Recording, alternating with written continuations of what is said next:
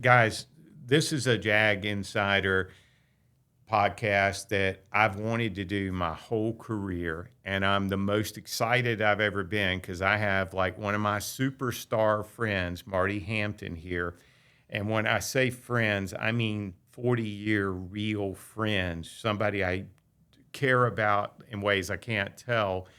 But I want to say, it's not often you get to sit down with a legend in the room and get to really have her open up and share things with me. And before we start, and I'm going to start out with something easy because the reason I love you so much and the reason I know who you are is because of your faith in Jesus Christ, Amen. which is something that we both share. And I just want you to tell me in your business, what makes you not afraid to share your faith, and how do you share it? Do you ever find it in business that it's okay?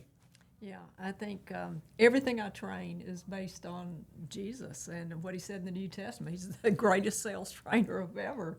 He's the greatest. All the world's wisdom is right there. And the thing I keep on reading in the New Testament that really affects me is do everything unselfishly for the benefit of others. It says it over and over again in the Gospels. And when you run a business, I'm going to tell you that I'm so proud to be here, and I'm so proud of the career and everything that you've done. But you support a lot of families. A lot of people depend on Jim Allen getting up, going to work today, having a great attitude, and just making the whole thing run. See, and that's the way I feel about you. I've witnessed it firsthand because we used to work in the same office years and years ago when neither one of us had teams yet. And we were just individuals out there battling it out. And then I got to, you were like a early icon hero for me. Yourself and Phyllis Roborski are the two people that I probably looked up to the most in my personal development. And, I'm not a lot younger than you, but just enough that it was like looking up at my big sister and saying, you know what? If this could work for her, why couldn't I do it? And the thing that made it appealing to me, especially with you, I felt like Phyllis was like this like thing that was so high above me at the time when I was starting. She ran the town. Right. I was like terrified to talk to her at first till I really got to know her. But with you, I felt like, she's a little bit ahead of me, but she's real. And that was the biggest thing is that you didn't put on all these airs. And when I heard you with clients, it was like you were talking to a friend. Is that been your career? Yeah, how I thought about Phyllis was she just had moxie. She had an edge to her. And she ruled the roost in this town for a very long time. So she was the icon that a lot of us looked up to. Absolutely. But with you, your personal approach to people is one of the things I admired. There's been very few times in our real estate career that we really competed head on head for listings. But I remember early in both of our careers, we would call each other and say, hey, I think you're the person that I'm competing with on the other side. And by the way, just so you know, I told them if you don't use me, that's the person you should be using. So I don't know how many of those listings they ended up giving to you instead of me. You gave me all the bad Probably ones. a lot. You gave me all the bad ones. But though, what made that okay? Why, other people, especially because I didn't make any bones about, I was going to work as hard as anybody could work. And I saw you doing it in your career. What's kept you from being jealous of what other people did and instead encouraging and inspiring them to be better? Because that's what you did with me. Oh, wow. That's a great, if I don't do anything else well in life, I hope I did a good job of that because you're very inspired. So that'll work out well. I went to, we all remember Mike Ferry. He was an early Absolutely. trainer when I was there. So I went into a seminar down in Atlanta. There's this huge banner over there. It says, desperation is the downfall of all success. And I looked at that room, and it was full of thousands of people, and I said, I'm not sure I've ever had any other emotion except for desperation. I was raising 3 kids. It just wasn't something that I thought about. But we talked a little bit about the difference between now and then, and it never would have occurred to me to stay at home that day. I got up and I went to work. It was a habit. I went to work, and I went to work to find people who wanted to buy or sell real estate. And that's what you had. That's what I had in those early days. And I tell you, I believe what changed that, one of the things, and there's many things over the years, but I believe COVID changed that a lot. So when people started to say, okay, I'll just stay home today. I don't know about you, but when I stayed home, I want to do the dishes, I want to cook, I want to make up the bed. But when I go to work to make something happen.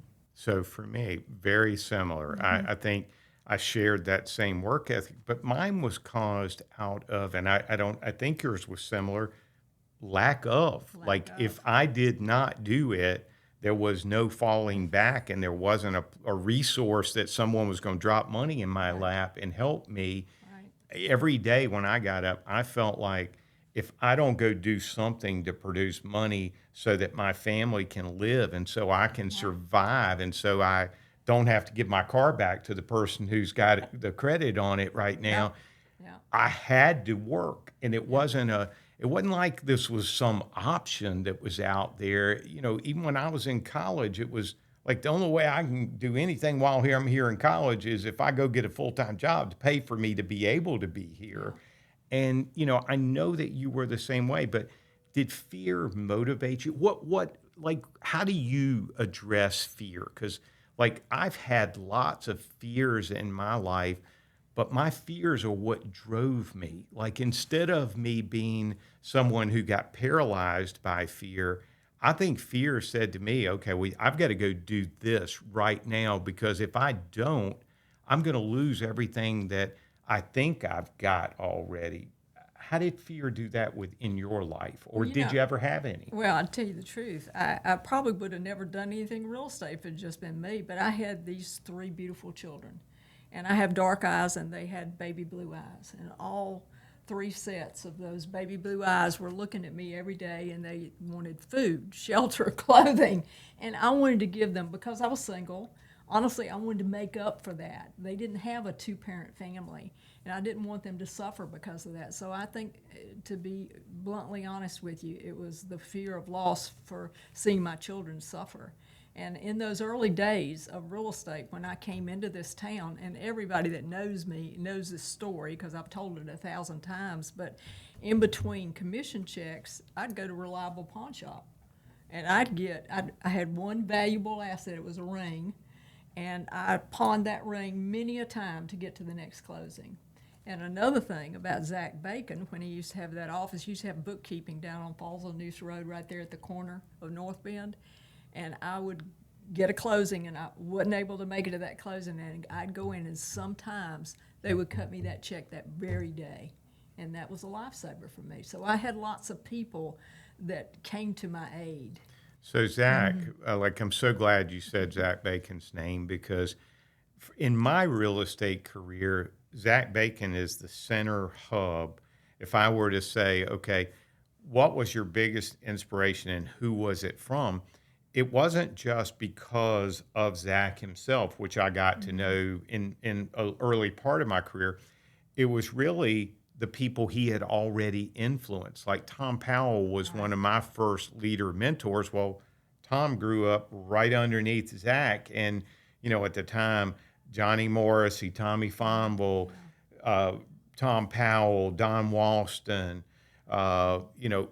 all the guys that were out there, Howard Perry, all of those guys worked at the time for Zach in one office, except for the York family. Everybody else was right there working for Zach. And one by one, he let them spring off and start their own mega companies. Never any jealousy towards it. Just like, hey, let me know how it goes and call me if it doesn't work out and come back. And I believe every one of them, because of that, left and knew, you know what, if something happens, I'm going back, and Zach will give me the advice on how I stay here. None of them obviously failed because I looked at Zach as kind of like a parent that raises a child and then frees them and lets them go out and do their thing, and then is so proud as a parent. Like, I can tell you that for me personally, I've got a few handwritten notes from Zach. He had these Wow. little napkins he would put on his desk, and I've got a few like, "I'm really proud of you, buddy," and things of that nature. And I mean, like my first real estate contract for me with a company, we're sitting in Zach's office.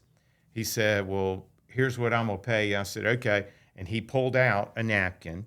And he wrote on that napkin exactly what my commission split was going to be and what I Right. was going to get paid, and then signed it. Right. Didn't ask me to sign it, just handed it to me. I took it out of there. And then years later, when we got bought out, and Berkshire Hathaway bought his company, I one Saturday they required everybody to stand in line, and they were going to renegotiate all of our contracts. Well, everybody else had this, nice big thick Take your contract. napkin. Did you I take had your a napkin, and I took it up there, and the guy said, "Well, where's your real I said, "That's it." And he said, "Well, we're going to renegotiate." I said, "No, because that right there is the only thing I'm going to ever, and if we renegotiate it, I just won't be here anymore." And that's Right. obviously how I ended up at Howard Perry and Walston, because they wanted to change this thing that Right. wasn't going to change for me, because to me, when Zach put his name on something, that was it. That's right. And like, so was he an inspiration in your career? He was an inspiration, but he had certainly stopped selling by the time I came in. I tell you, who was over at that office that I was at. Dick Roseberry Yes. was there, and I must have had some kind of extra caffeine in my coffee because I was with a little small company that's no longer in business, and it was terrible. I had a terrible experience there. So I had the confidence of a flea. I mean, honestly, I answered the ad in the paper, went to work for some company. I did the same thing. Look, how I got started. Seriously, swear to God, I was dating a girl in college who couldn't pass the real estate exam. Oh, She boy. told me she would pay for me to take it. That's a sign. Right. Said she would pay for me to take it if I would just help her pass the exam, which had no idea I was going to fall back on that when Right. I hated being an engineer. Right. But I did. And so when I decided engineering was not the right thing, I'm going through the newspaper. I see all the want ads. I called all of them wanted to talk to me. So I went to all of them that day.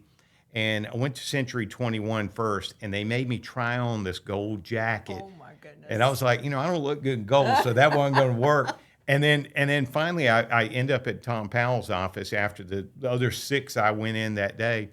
All of them offered me jobs. Now, what I didn't ask is, do we get paid commission or do I get a salary? I had no clue how I was going to be Oh, boy. paid, none. And, so that's what I did. So same thing. And thank God Tom ended up being a good resource, because it could have been just a dud and Bad. not worked, right? Yeah, it could be real bad. So that bad experience that I got. So then I got in, made a few sales, I got some confidence up. So I went over to Dick Roseberry's office. I said, "You don't know me. My name is Marti Hampton, and if I come to work for you, I'm going to make you a lot of money." He hired me. Wow. There you go. We stayed up there for a long time, and he was a great mentor. He's really easygoing, and I was a jackrabbit and in and out the door so quick, but he was always calming, and that's exactly what I needed.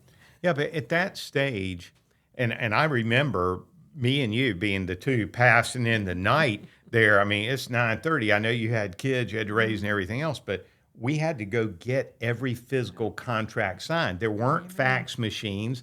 There weren't all these things that are crutches that agents rely on now. It was Waffle House at Right. 11 o'clock. Absolutely. And wherever that seller was, you either went to them or made them come to you, or you met them somewhere. And then you still got to go track this other agent down without a cell phone to track them down.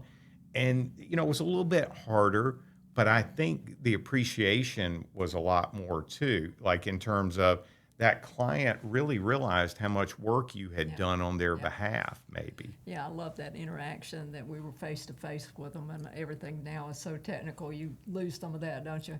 You do. And that's one of the things I was going to ask you now. Like, the new things, what are the things you really like about today first, and then what did you like better about the past? Because I don't dwell on negative. I want to know what's great now and what was really cool back then, and how do we marry those? You know, I'm a naturally curious person, so I've always liked people, and I think that's a quality agents can get kind of down on people sometimes, and I haven't had that vibe. I'm sure I've had customers, you know, that have occasionally made me Brought it out in you. discouraged. Right. But usually I like you. I start out with, I like you. Let's get to know each other. And so that's really helped, and that hasn't changed. And you can pick up a telephone conversation with somebody today, and after you get past, I'm not a telephone solicitor or something, you can get to talk to them. So I still enjoy that interaction. You know, I do advertise on the radio, and a lot of people are shocked when I answer the phone. Hey, if you're in real estate, you answer the phone. That's what doesn't happen today, though. I don't know if this happens to you. I get these mystery offers. Yeah. Like nobody's called me to tell me they're bringing me one. Oh, yes, I've got I get that an too. email Yeah. at 1:00 in the morning, and thank goodness it didn't go into a spam file, and it's an offer. And then I try to contact this person on the other end, and I get a voicemail that says, I only answer the phone between 9 and 11, and if you don't catch me then, I will answer at 4 for 15 minutes. And, you know, for next 3 days, I'm trying to track down the person who tells me when I finally get them how busy they know I am. And I'm thinking, well, man, you're the one that's so busy because I can't get in touch with you. Somebody calls me, they're going to get me. I know, and you're going to get that same offer to purchase exactly 6 weeks later. Because they do it. Yeah, Exactly. they got you on some kind of ticker thing. So they've taken the personality out of it. They've taken the human element out of it. And this is a people business. And I don't think that's going to benefit those folks long term. And I think that we have a lot of agents, and I say this, and I don't know if you'll agree, but I think we have a lot of agents today that think we're in conflict with the other side of a transaction Right. when we're not. We have Right. two people we're trying to represent, whether you're on the buy side or you're the sell side, who both, one of them's expressed they want to sell a house, the other wants to buy one. Now all we got to do is figure out how to Yeah. get them to get That's right. together, That's right. not separate. Right. And sometimes you get once in a while you get an agent on the other side that gets mad. And that doesn't facilitate anything. No. You know? If you can't stay calm during the transaction, you're certainly not going to get that buyer and seller together. I completely agree. So what was great in the past? Was it the relationship stuff? What if you could go back to your 35 years ago self and say, you know, here's what I know I did great. And if I could bring that forward to the world today, it would be so much easier. Well, and social media is definitely different than when I got in real estate. When I got in real estate, Homes and Land was there, you know. That's right. So, and to be bluntly honest, there weren't as many agents, and there weren't as many part-time agents, and there were real people who came to work, and they came to work to find deals.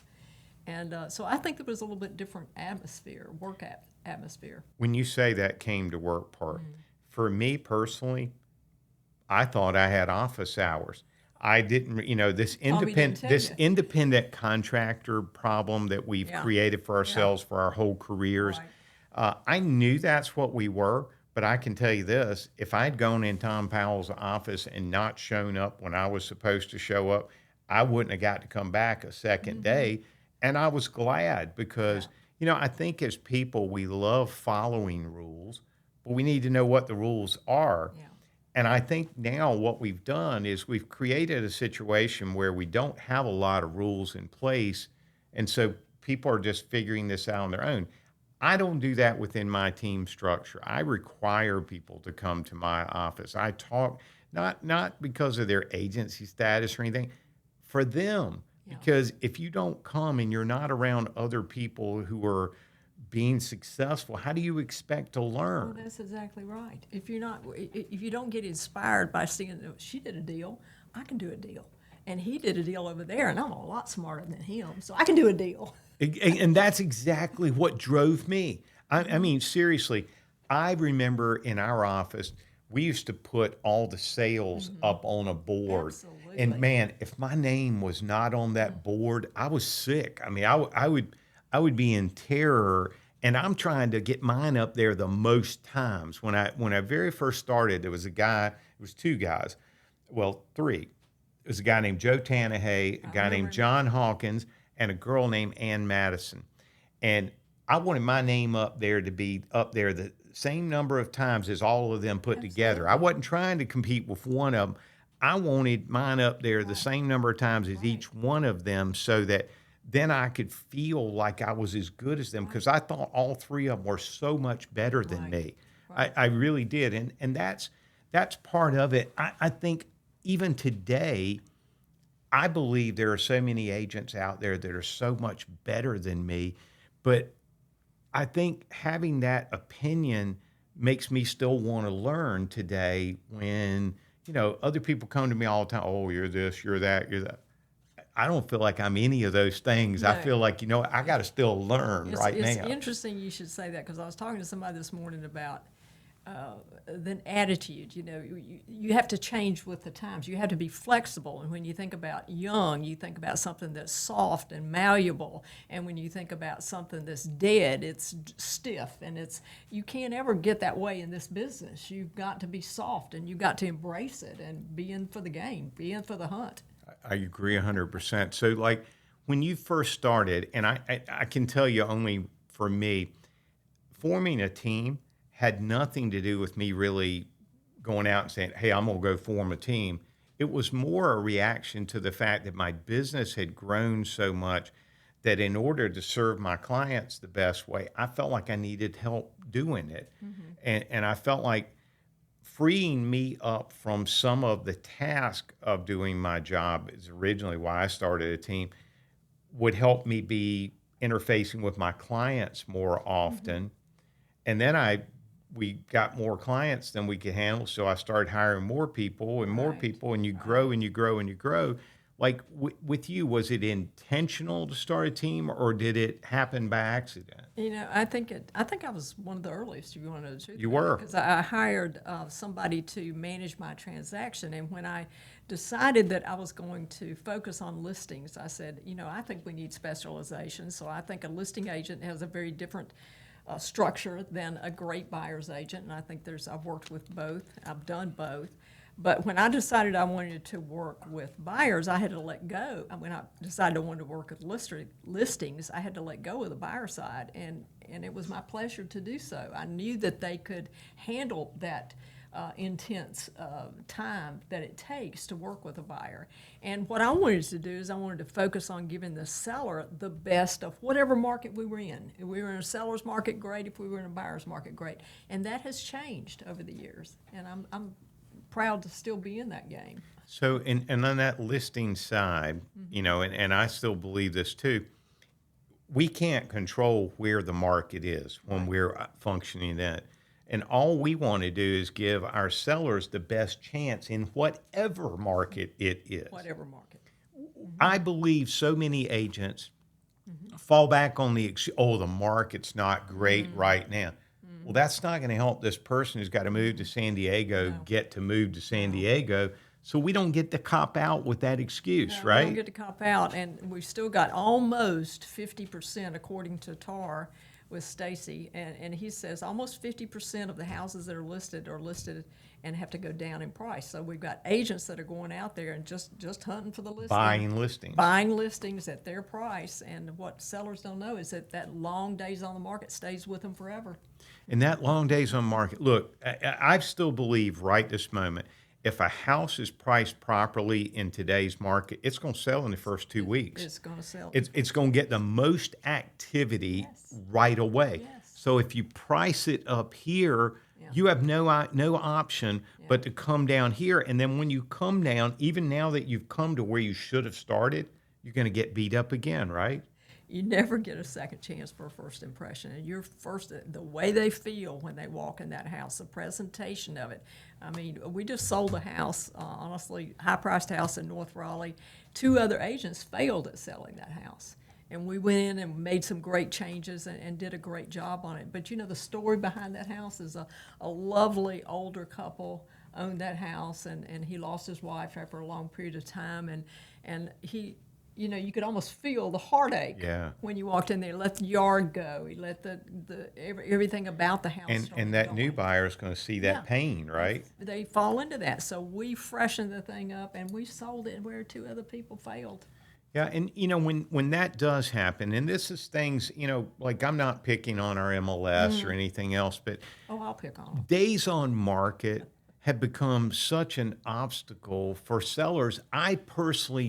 I don't believe that we should even have days on market because I I think totally agree with you. I think it biases people It towards a biases people. property. Zillow's done that. Days on the market, they have permeated the market, the buyers with information that is negative towards the seller. They're Correct. definitely that way. So yeah, I believe that's really, really important. I also do not believe that we should have to have square footage. I agree with you because the truth is, 10 of us can go measure a home and we're going to get 10 different numbers. Right. You know, and some of it may be, okay, I bumped into a bush when I went by that you didn't run into. And that's not really what they're buying. What they're buying is, how did this house feel when I walked into it? What was the emotional attachment to it? We try to make an emotional experience into this scientific project that, okay, X square feet should be this price times this. And I feel like that takes the fun out of the relationship. Right. Like, because I can tell you this, and I did it in January twice, and I hadn't done it in a while, but I had one of my agents' wives had just had a baby and couldn't work with this buyer that was coming in from San Diego. And I said, don't even worry about it. So I took them out for 3 days. I had so much fun. Like I'm telling you, I felt like I was on vacation because of how much fun it was. And like, it was completely about them. And I got to go look at the houses with them and enjoy an experience. When we got through the lady and her husband had become great friends of mine since then too. And their car actually is going to be parked at my house for the next 4 weeks, because instead of making them go rent a space somewhere, I said, look, I got a circular drive. You just park your car in my driveway and we don't worry about it. So they're shipping it from San Diego to my driveway. Beautiful. And you know what? It was so much fun. And they told me, you know, I've never had fun buying a house before. And I was like, I'm having more fun than you. You don't know. This is what I miss about real estate is this. And then New Year's Day, one of my agents has 3 kids. Not that I didn't have my own at home, but one of mine had 3 kids, and he had promised them he was going to do something with them on New Year's Day. So he was trying to put off this buyer that was flying in New Year's Eve and only going to be there till the 2nd from looking at homes. And same thing, it was a California buyer. I saw the email come across because every email comes through my email. Even if it's somebody else on my team, the leads come, so I'll see them.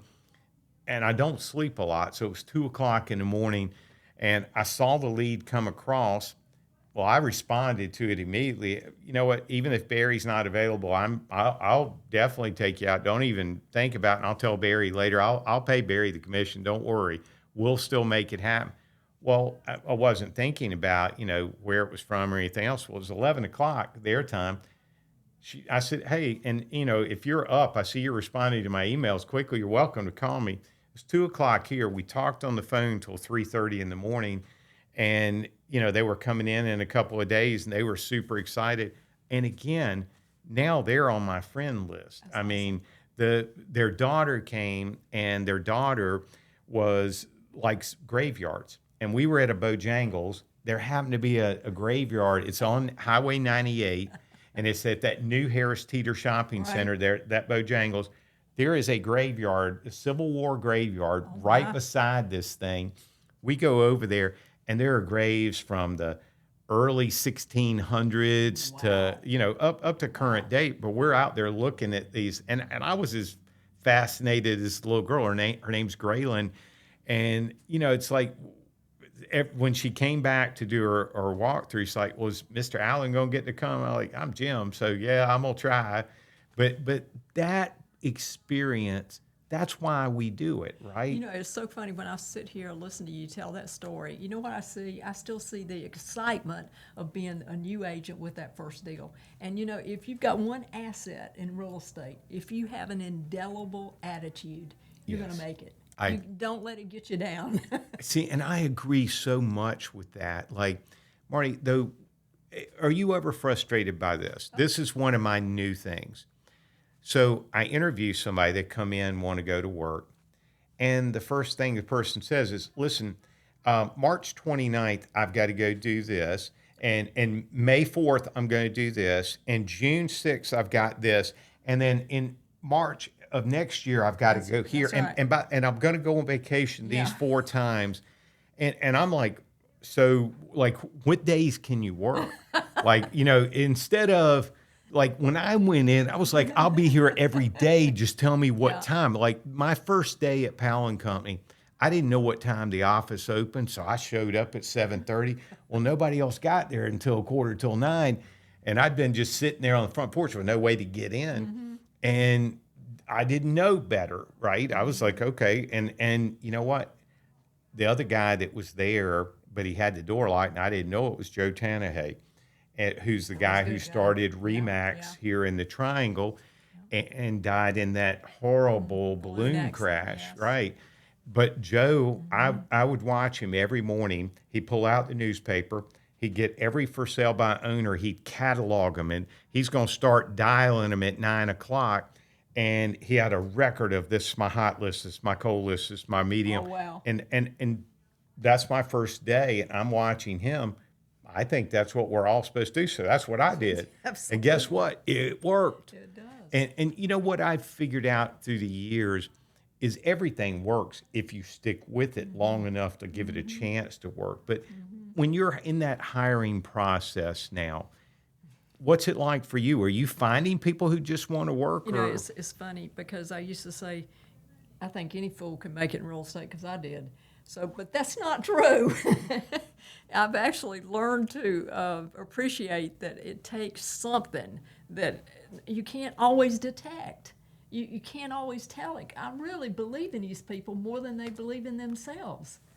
that's my problem too. So I hire people, and I think I look inside of that person, or I try to, and I'm seeing a different picture than they see themselves. Yeah. Like I give a mirror to everybody that comes on new to my team because I want them to start seeing the reflection they're putting off to other people. Wow. Because like I think so many people doubt themselves. The first time one thing happens wrong, they give up completely First time somebody and doesn't like 'em. I can't do this. I'm not good enough to And do it for a social living. media has done that a lot too. It You have has. to be so careful about how you look on social media and what you put across there. So like, and that goes to the point of how important video is and video content. We have people that are so concerned about what the video they're going to shoot is going to look like that it may take them weeks to get the thing done. Well, the house is sold already, and it has been sold for 3 weeks, and they're still editing it to make sure that it's going to look good when they put it on. Well, right. that's not how I work, and I know it's not how you work. I saw you at 11:30 at night inputting listings into the computer to make sure Yeah. that the first person that woke up the next morning was going to see your listing, right? Yeah, that's right. Why did that change? We're in a more instant society, but we're dragging things out further. Why? Well, instant gratification has always been something, and we, I came from poverty. I mean, I'm not ashamed of it. I'm inspired by it. That gives you a little bit of an edge when it comes to thinking about that. Think or Grow Rich said one of the biggest fears is the fear of poverty, and I've certainly had the fear of poverty in my life. I have it still today. I know what it's like to live in a trailer. Yeah. And to think the trailer was the nicest place we could have ever lived, by the way. It was the first 3-bedroom thing that we were associated with, so I thought it was a cool thing. But like knowing that, were you happy? Are you happier with money or without, or did it matter? The truth of it is you got to have that happiness from inside of you, and some of that comes from your faith. I know one of the best things one of my children has ever said to me from the first few years in real estate. They said, Mom, what I remember is going into the bedroom and coming in to ask me a question, and he'd see me down on my knees, and believe me, I was praying for a sale. Oh yeah, me too. Trust me. I was praying to make it through, and so that faith molded a lot of my life. Yeah, Actually. and you know what? I think it does for a lot of us, but some of us are afraid to admit it sometimes. Like, I'm going to ask you a crazy question. Now, I'm going to tell you mine before I ask you. What's your favorite Christmas and your favorite Christmas present in your life before kids? Okay, for me, I remember being 5 years old, and my grandmother sent us this enormous box. The gift was pretty small that was in it, but for some reason she had it packed with paper. She was so worried the thing was going to break, and I don't even know what was in it, to be honest with you. The box my sister and I played in, we made a fort out of it. I lived in it for about 3 weeks because I'd never seen a box big enough to climb inside of before. And I thought it was the best gift I ever got at Christmas. And the two of us playing in and out of it and cutting windows and creating it into a house. We put the flaps up to make it into a roof and cut windows in, and then we colored the outside of it. It was my favorite toy for about 2 years. I don't mean just for a little while. I had all my little soldiers over there, and I was playing in there, and that was their home. And my sister would go get her Barbies, and that would be their home. And I mean, it was like, for us, that was a big deal. Yeah, I know that. I think my mother made Christmas really special for me. My mother was practically a single parent herself when she raised me, and I remember one Christmas, I was still getting dolls. That's how long ago it was. But she would have like 5 or 6 presents, a little tiny present at the first, and then you walk on about another foot, and then you finally get up to the doll that's the least one. And she just made everything special. Everything was just about family. And even though she was just like a one-armed a bird trying to fly, she did it, and she made my life special. So for me, like, my biggest inspirations in my life haven't always been guys. They've been mostly women. My mom, Boots, was like my hero in this world. It's hard for me to even say her name. Yeah. But the admiration I had for you and for Phyllis came from the same things. It was like this strength as a woman and being the bottom line. Like, my mom was the bottom line. I had a dad, but I'm telling you, my mom was the bottom line. We would not have ever starved. I remember, and I love my dad, but I'm tell you, I remember times when they had to make choices about what are they going to pay for, and my mom always chose either making sure we had shoes or making sure we got to eat, because I don't think people understand that today, because I had one pair of shoes. It wasn't like every school season my mom would take me to J.C. Penney and I would get one pair of shoes, and that pair of shoes had to be your athletic shoe, whatever kind of thing you were going to do. So you had to try to take care of it the best way you could, because there wasn't a second pair coming. And that was, but that was such a big deal. Like getting to go to a store, like where I grew up, we didn't get to go to stores. So just going to a J.C. Penney, which was a big deal, was like a major thing in our lives. And early in my life, my mom had not learned how to drive yet. My dad, because we only had one car, so my dad would drive her to work, drop her off, then he'd go to his job, and then come back, pick her up, and come back home, because we didn't have enough money to buy a car. And that car, which is it was still one of my favorite cars, on the passenger seat had a hole in the floor, and my dad put a piece of cardboard over it so that you wouldn't fall through it when you were driving down the road. And I remember my dad would take us to Johnson's drugstore back when we were kids, and he would get out, he would close the doors, tell us not to open the door no matter what. Well, that hole was in the floor, and me and my sister would climb out of the hole in the bottom of the car. and go out and have some fun while dad was inside. Or, unfortunately back then, cars didn't stay in park by themselves, and I might have hit that gear shift and knocked it down a hill, or who knows what would have happened, right? That's funny. You know, my mother, even though she was a great inspiration to me, she was also very codependent. She married an alcoholic. She was codependent. My mother never drove. She went to get her license and came home and pulled in the driveway and did something that upset her, and she never drove.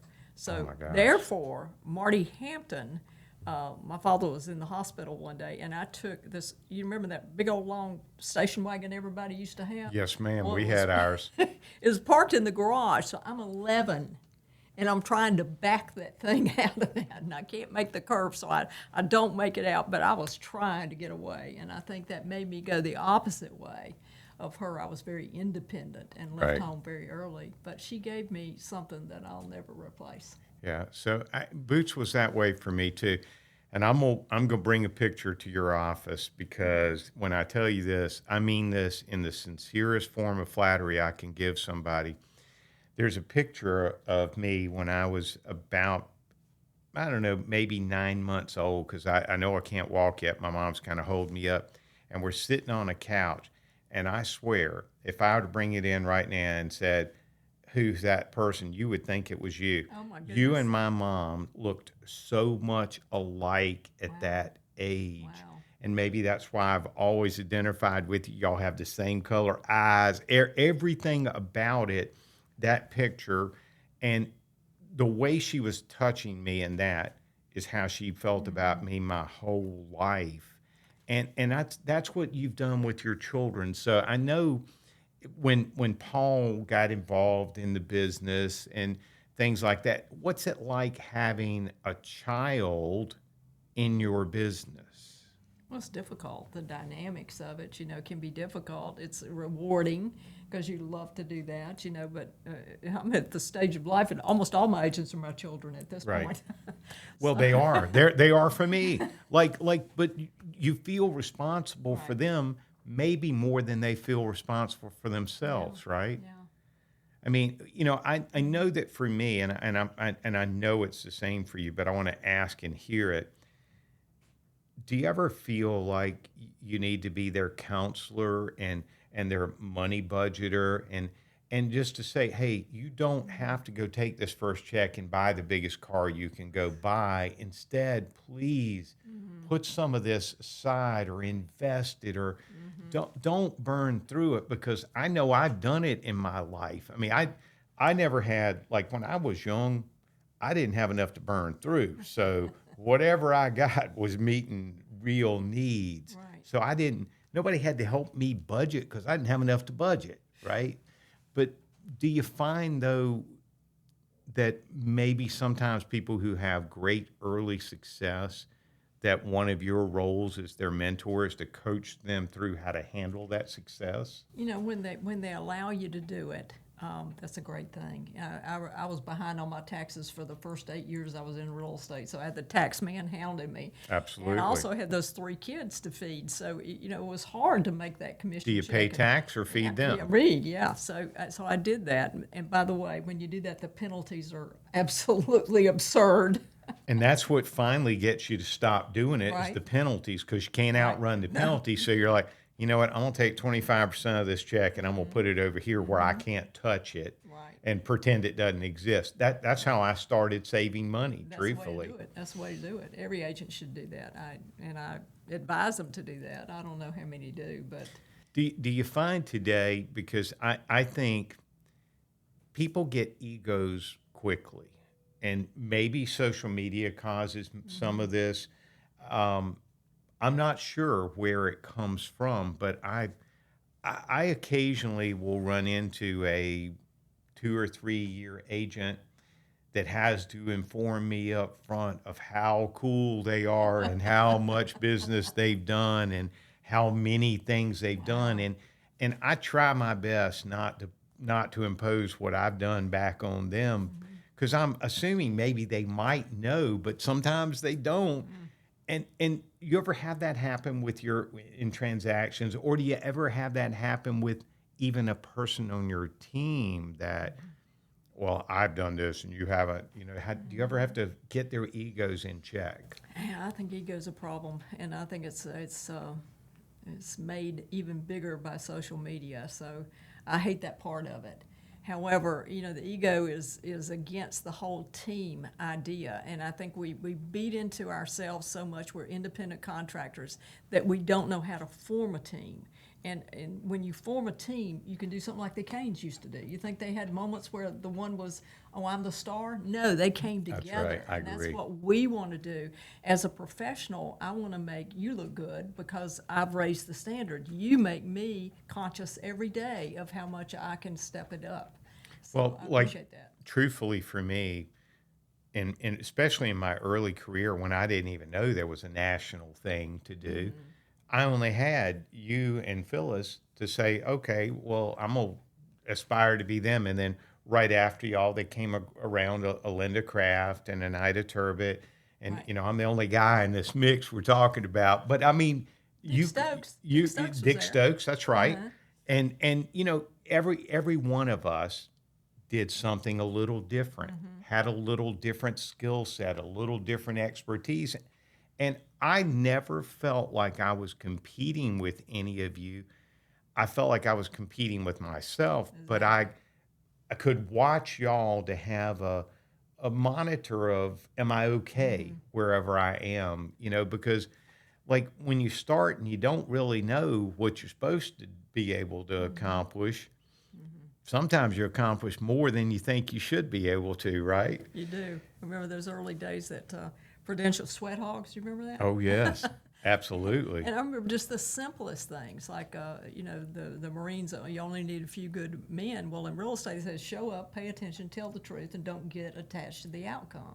And some agents are too attached to the outcome, and they don't have the work habits to not get attached. They don't have it. So every deal is like the end of the world if it doesn't happen. That's right. And that right there, even today, I have agents who will say, "Oh, this didn't work out. I mean, I don't know what I'm going to do now." And I'm like, next. Buck up. Like I have always had that next mentality Right. because if you spend your time whining, like one of the things I hate when we first started doing ethics classes as a profession, Right. which I agree we need professional ethics, but I would go in those classes and everybody's telling their war stories of the things that didn't work. Right. And I'm like thinking, if you remember all these bad things this much, how are you going to do anything? I wouldn't even get out of bed if I thought like that. I would be terrified. I never, ever, my entire life, have I ever let anything business wise that didn't happen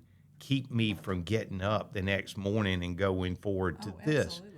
Now, when it's your child, it's different. It is. You know, when there are things that strike or hurt your child, um, you don't know how to handle those things. That's different. But if it's business, then it's what's next.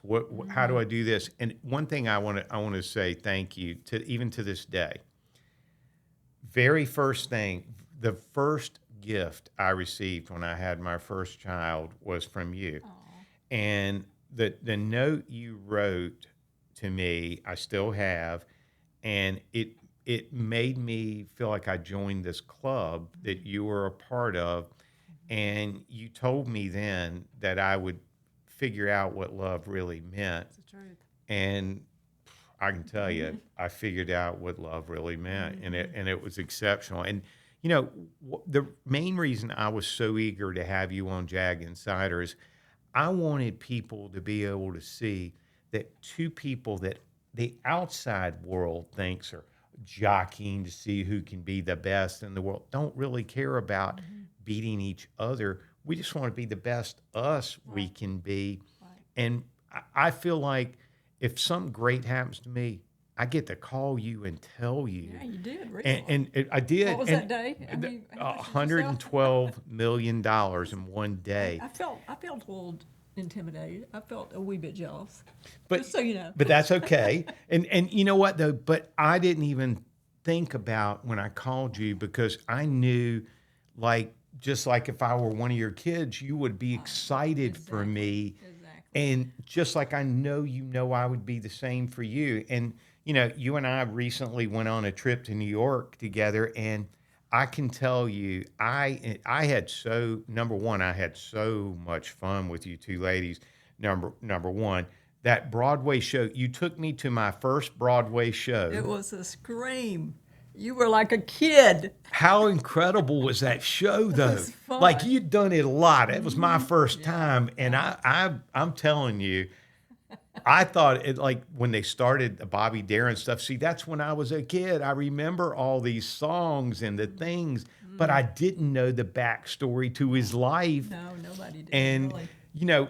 when we were there, I mean, honestly, yeah, and I know both of y'all were sitting there thinking, he's never been out in public before because he's so excited. Nobody else in there, I think, was getting it the same way I was, but it was cool to me. It was very cool. And Very cool. but we also we met a guy named Robert Refkin when we were up there as well, which I actually really liked that part of the conversation as well. And I see his name all over Inman Reports and all these other places, Right.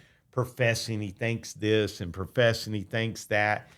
And I think, I don't know if that's the same guy that we met. And if it is he fooling me, or is it really, I don't know which one's true. I don't know. He seemed pretty real to me.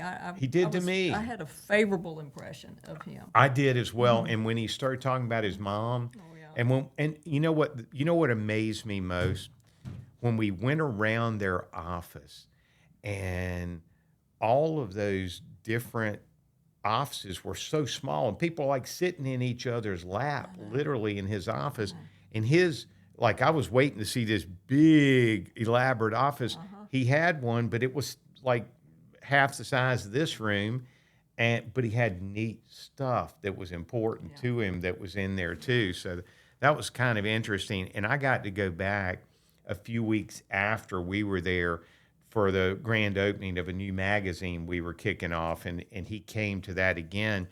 And again, impressed, number one, by his maturity at his young age, because he's in his 30s and seems to carry himself with some presence. Poise. Yeah, and I was pleasantly surprised to see how conservative he was.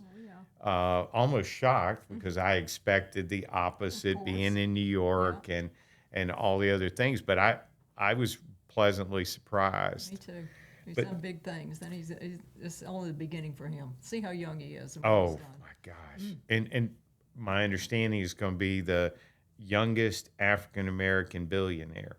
Which, think about how cool that is, because, like, I know one thing you and I both share is we never look at what somebody's skin looks like. We look at the people, and we both hire rainbows of who's there. And I don't think anybody in your office is the same any more than anybody. There are no clones out there, right? No. I think the world's full of talent. You just find it in different packages. That's right. So when you're hiring people, and when I was first forming my team, one of the things I was really guilty of initially, I was trying to make them all have my work ethic. I was trying to create my drive in them.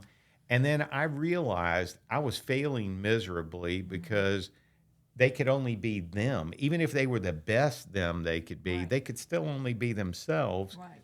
And so it made me a better boss, and it made me so that now I hire people for who they are and who they want to be. And that's sometimes disappointing to me, because people I see more potential in than they see in themselves are willing to operate at a pretty low level. Right? Do you see that ever? Absolutely. I'm constantly surprised. I'm thinking, oh, you've been to college, you've got this kind of degree, you've done this, you've done that, and you're doing what in production? I do have some of those moments. But the needs aren't there. The needs aren't the same as we had when we started the business. I think that's true, but I also, I look at all the tools that people have now. I think they have almost too many tools. I think there are too many gadgets, too many tricks you're going to play, too many. Like, I've got this professional CMA that's done this way, and I'm going to go present that to this Right. seller, and it's going to overwhelm them. And the knowledge of you as an agent gets lost in that translation, or it's like hiding behind a curtain, and you're not going to let the person get to know what you really think. And I've noticed, and I can tell you, being second into a lot of listings through the years when you had been there first, the person on the other end would say, "Here's what Marty said." Like, I mean, seriously, and I would, man, she was brave to say that, and that's what you should be doing because they hire us for our To opinions. tell them the truth, and that's the reason 50% of the listings are getting priced wrong right now. And we're too hungry for the business that we forgot the professionalism. We want to help their lives get better. If you need to get to California, you don't need to get there next year. You need to get there in a reasonable period of time. And I just think it's so important that you be able to tell the truth with a velvet hammer. You don't bludgeon them with it, which I've seen some people do. Oh, yeah, absolutely. But you just have to calmly show them the facts, and reasonable people will get it. My mentor Tom Powell's favorite thing was reasonable people meet reasonable people halfway. Right. I found in every negotiation, if I use that commentary with both sides, Right. normally it works. Although recently I've shared that opinion with agents on the other side of a transaction, and they've come back to me and say, "I work for this person. Oh, yeah.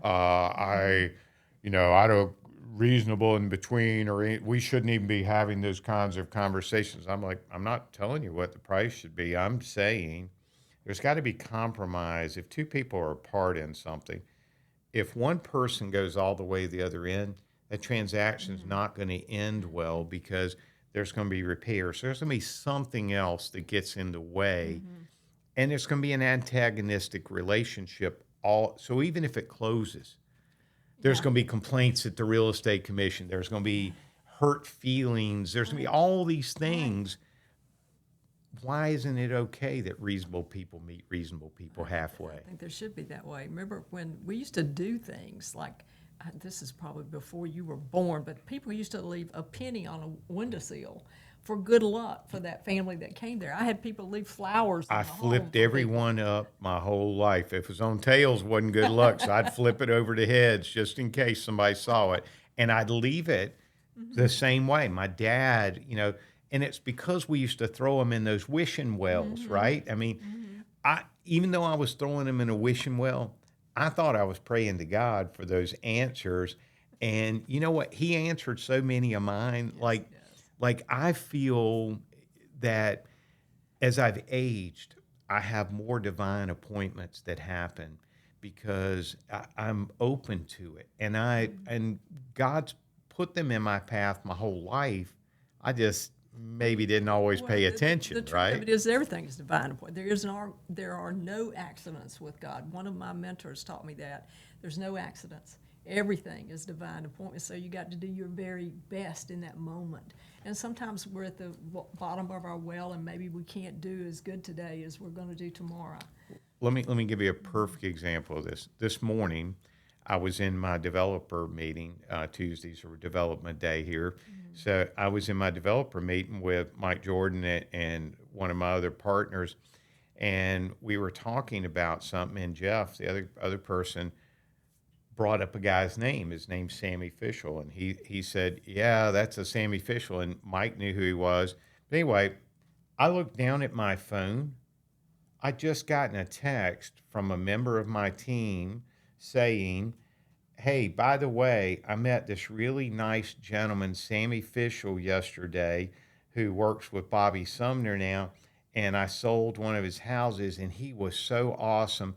And he told me about how you got the Hawthorne subdivision when you first went on that Wow. thing."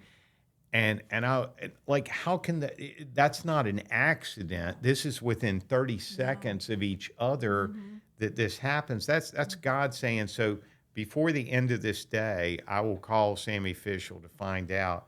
Sammy, is there something in your life that I can help you with? Because I don't think that name would be there twice without God wanting me to go do something about it.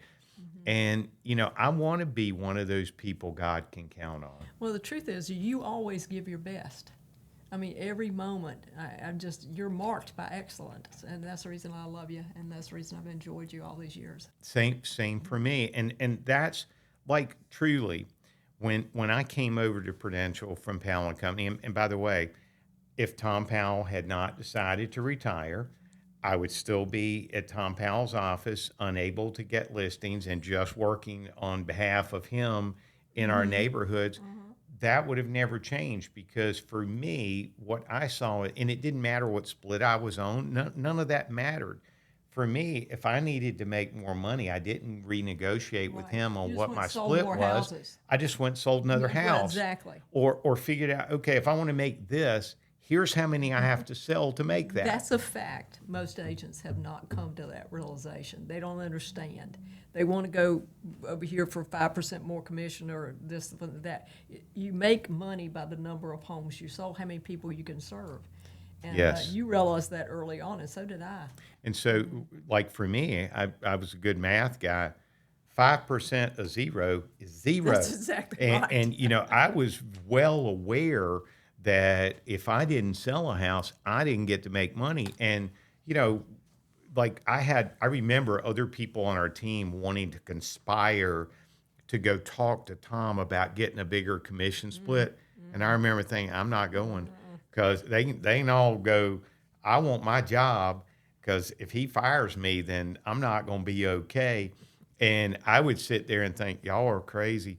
Why don't you just sell one more house instead of worrying about that? Because if he goes broke, then we don't have a place to work anymore. And I think that today. And by the way, and I hate to admit this and say this on my team, every member of my team, the top one and the bottom and the middle, all get exactly the same split. There is no I pay this one more and that one more because I'm never going to have that controversy. Right. I train my people in-house that, guys, the only way you can make more commission split than you make is sell our listings. That's right. That's when you're going to get your financial reward with a little bit more money. But until then, just sell more houses. That's the message, right? That is the message. So how do you see the business changing? So what I'm worried about is that the NAR, our National Association of Realtors, which to me originally was just to keep government out of our business, is now who's trying to get into our business. The recent settlements in Michigan alert me to the fact that our state's been doing things right this entire time. We were always disclosing who we worked with. Right. The commissions were never fixed, still have never been fixed since the beginning of time. Now, I charge approximately the same thing all the time. Why do I do that? I budget my business built on this. It's not about because I'm willing to lose an opportunity if that person doesn't see the same value in my service. Right. And I think what's happened is there were a lot of agents out there that stopped giving them the purpose of, or here's what my business is worth. Here is the value I bring. That's right. Instead, here's what everybody, no, that's not. My proposition should be more valuable if I am committing more assets to it than this person is. Right. And there should be a different rate of exchange that happens. But we don't need someone from NAR or RAR or anywhere else dictating that to us. If we have a client that we're working with that chooses to work with us and they sign a piece of paper with us agreeing to do that, and then we meet another person that we think just as much of that wants to work with us as well, and we go back to this first person and say, hey, by the way, this other friend of mine might be interested in your house. Would you rather me reject them or tell them it's okay that I work with both of you guys? Right. And I've never had somebody say, oh, well, no, we don't want that buyer to buy our house. Right. Or, no, I don't want that seller to sell me a house. That's never happened. And it's because you keep personal integrity You do. yourself. That's Yeah. what you've It's, realized I've yourself, never had a right? problem. Honestly, I've never had a problem with dual agency. You work in an equal fashion to see if you can bring the two together, and you don't get attached to the outcome. They're It's in simple. control of the outcome, not us. Right. Until we become the seller, we Right. don't get to control the outcome or the buyer. Right. When they're in control, they get to make the rules of how they engage. But for me personally, and I don't know if this is true in your team, but when it's an in-house sale, they're the smoothest, easiest transactions. They're the ones that never fall apart over $500 repair or a light fixture someone didn't want to leave in a dining room Right. or things that, get in the middle of a transaction that make no sense sometimes, right? And sometimes the agent wants to put themselves in the middle of the transaction. And so they'll make a big deal out of something small to make themselves their ego. That's It right. happens. Completely agree. So one thing I'm alarmed to though is I'm really concerned about how buyers going forward are going to afford the down payments to buy houses sometimes unless we change how lending is done completely.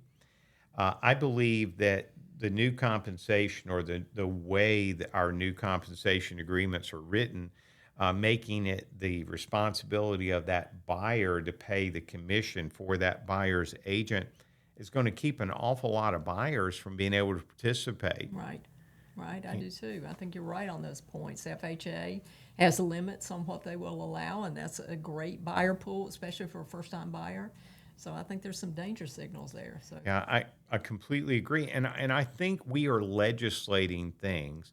I told you I recently went to Navajo Drive for the first time in my career. I knew the real estate commission was on Navajo Drive. I just never went there. Right. And so I went the other morning because they were talking about doing away with dual agency in North Carolina.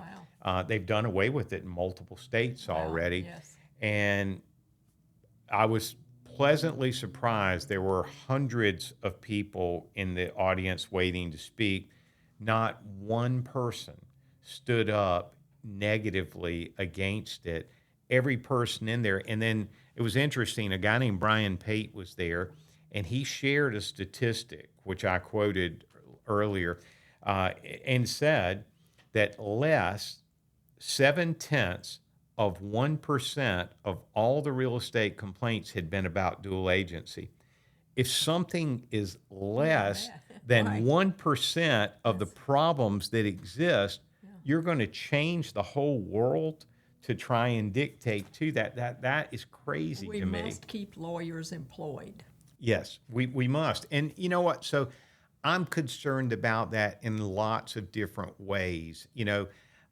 Marty, I am so thrilled that you are a strong female leader. I'm also okay with the fact that I'm a strong male leader. And I'm proud of the fact that we can both be those things. What I know I always was in favor of. My mom was the hardest working person I knew when I was a child. And I realized that she was not making the same amount of money as other people at the time in her same job Right. because she was desperate for her job. These other people had families that were supporting them Right. in different ways. And my mom couldn't speak up and say, hey, you're not paying me enough because what she was getting, we had to have. Right. But one of the things I've made sure of in my business, and you can look across the board, the people, I'd never paid one different than I paid the other except for exceptional service. Right. If someone stands out, they deserve a better reward. And I don't care whether they're a guy or a girl. They just absolutely do, Oh, you get right? into one of my. I'm merit based. I mean, you pass the ball when you're on a team. You give it to the ball to somebody that can make the shot, not Yes. somebody that can't. And just anybody would do that. Any proficient person in business would do that, and you're very proficient. Right. And you know what, though, but that is what I hear these battles in Congress right now over exactly these kinds of conversations. And I'm thinking, like, the better player deserves better Deserves it. compensation. And when you start trying to say, I want you to hire these kinds of people because they aren't employed enough in this profession or whatever it is, Right. I don't care what the thing No. is, that it should be merit based in life. merit-based. Everything should be. And listen, one of my kids right now is just entering the college baseball realm, and we've been to tournaments the last 2 weeks. And I tell him there is no fair. You get you're going to get what you work for. There is not going to be, okay, I get to do this because I'm just here. It is about the effort you stick into it that you're going to get back out of that. I raised my kids with a silly little thing. I said, are birds fair to worms? When you go to school and they come home, maybe they were fussing about a teacher, I said, look, that's your employer. You have to satisfy them. You don't get to complain about them. That was your job, to go and please that teacher. So, and you know what's amazing me? So, like, and you probably grew up with the same shows I did. When I listen to you make comments like that, it's like me listening to an Andy Griffin show. I know, it sounds corny, doesn't it? No, it doesn't. It's the opposite. Look, I'm telling you, we were in a Cracker Barrel restaurant, and they had all of the editions of Andy Griffin's show that ever been played. My kids think that's the only show because I had one of those video recorders in the back seat of my car, Right. and every trip we went on, every day they were watching a different Andy Griffin's show. And the radio never came on, just the Andy Griffin show in my back seat. And I would bet that they know the words to almost every one of those shows today, because I kind of do too. But that's the only thing I think is missing from today's world is Wholesome common things. sense. Common sense and just wholesome neighborhood picnic, wholesome things. Not the flashiest, not the most glamorous outfit, but just wholesomeness. Like what I hope comes out of today. And Marty, I told you this before we came in. That's why we didn't have some great agenda coming in here today. What I'm hoping comes out of this is that everybody else out there sees that you can get along and you can care about the people that you do business with, and you build these long-term relationships. My goal before I get out of this industry or before it retires me, and by the way, there is no retirement plan in the Bible, I know. and there's not one in Jim Allen. I Bill, I plan on that last day laying in a bed somewhere trying to negotiate Good one deal. more contract. and I go to these things now and they talk about, well, most realtors just die. They're not like other people who retire. And I'm thinking, well, that's good. Like that, to me, that was not a bad thing. To me, that was like they're doing what they love right up until the end.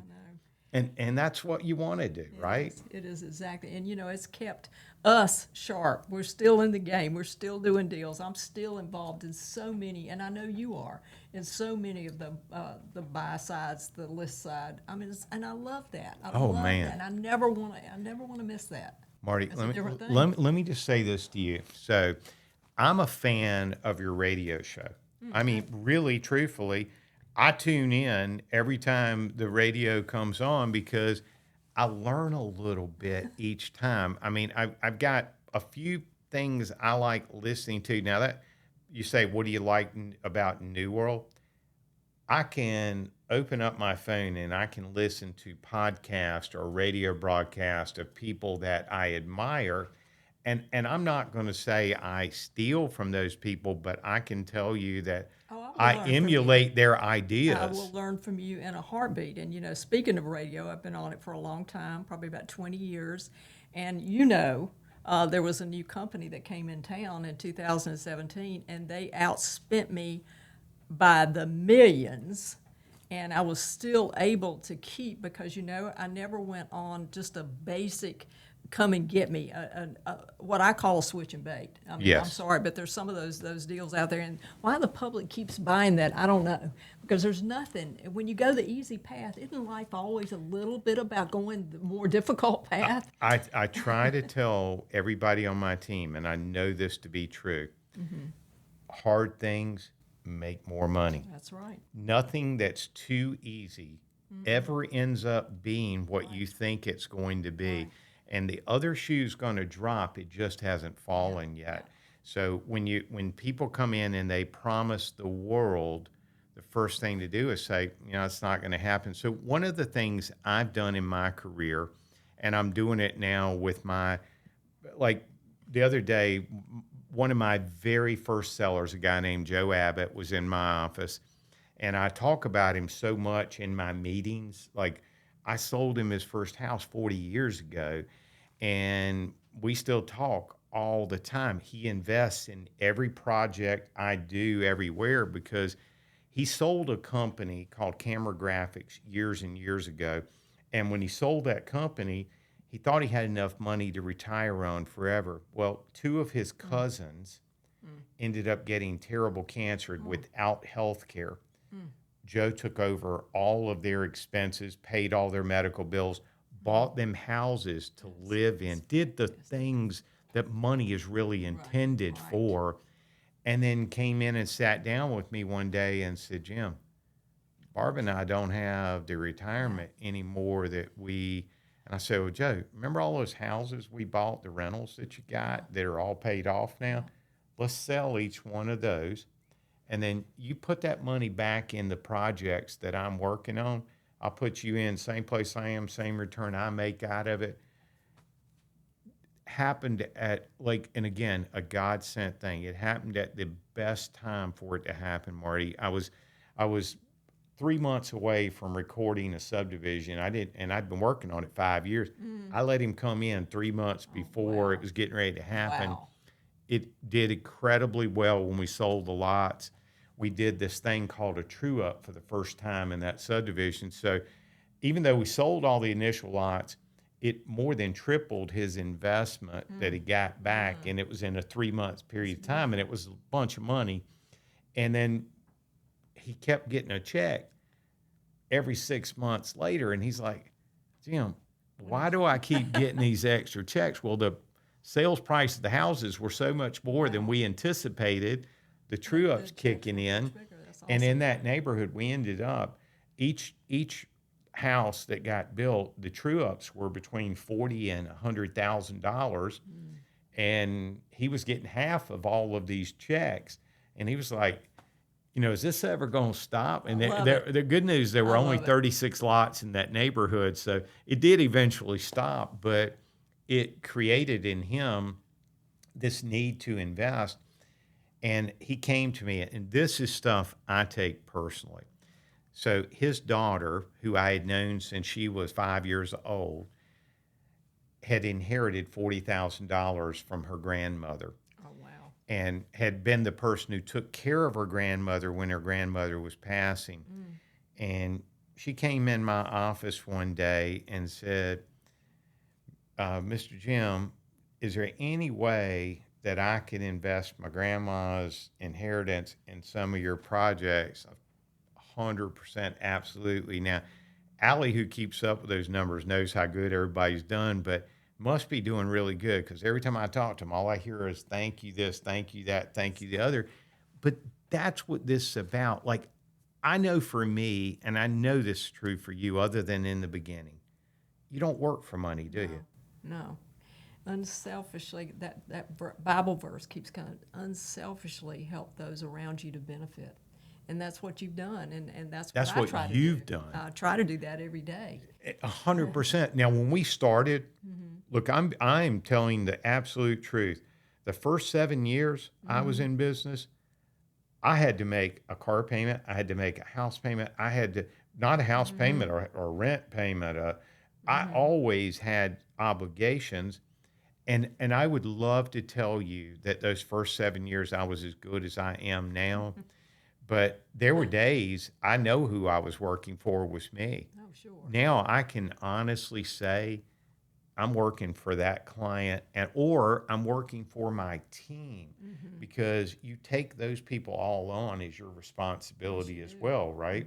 You know, once we become employers, which realtors aren't supposed to be business people that employ people, but No. once we do that, we know that person's expecting their paycheck next week, right? It's absolutely true. And, it's interesting because you take on the responsibility, but you also take the pressure. Let me tell you an interesting thing that happened to me. I got a suit. I got somebody that called me up, said they were going to go to the real estate commission. And one of my agents that was in the business 17 and a half years ago had listed the wrong septic. And it was, instead of a 4-bedroom, it was a 3-bedroom, or a 5-bedroom, it was a 4-bedroom, and he was going to take me to court. And I said, no, I'll make that right. And I made that right. I put that extra line in there. And that's the difference between somebody doing business with you and somebody else is you're going to be there. You're That's going to right. make your word right, even if it was somebody that made a mistake on your team. Even if it kills us. And you know what I've done too in my team? When we have a problem, it's not their problem. It's our problem. It's our problem. And we're going to share in that. So whatever percentage they're supposed to get, whatever we have to do to correct that, Right. mine and theirs are going to get equally reduced as we're doing it because, I could have stepped in and stopped it maybe if had I known. But even if I hadn't known, it doesn't matter. When your name is on the door, You make it it's right. your You responsibility. make it right. And I think we share that responsibility. Absolutely. When we're dealing that. There's something Baker Roofing has got this thing that we work at a profit when we can and at a loss when we must. And I really respect Wow. that. Wow. What I mean, like that's the way we Yeah. lead our business. Yeah. I mean, that absolutely says it to a T. And Marty, I know that you have been super successful in your career, but one thing I've never seen is that you showed off that this wealth or whatever it is you've done in your life. That's not a part of the person I know. I feel like I'm talking to the same lady I talked to 40 years And ago. you are. And So that's much. important. So grateful that God gave me this industry at a time when I didn't have many choices in life. Well, so Marty, I'm gonna close with this one thing with you. I want to know if I were to come to your team today, who are the icon? Who are your heroes? Because you were one of mine. I want to know who were your heroes. Probably nobody remembers one of my managers at Prudential was a lady named Jean Taft. Oh And my gosh, you remember yes. Jean? And Jean The came year to me. before I came Yeah, she was when she came to me. retired. She came to me and she said, Marty, you've sold a lot of houses, but nobody knows who you are. And I thought, well, I got to change that. And so then I started buying that homes and land and making sure that people. So she was a big inspiration to me.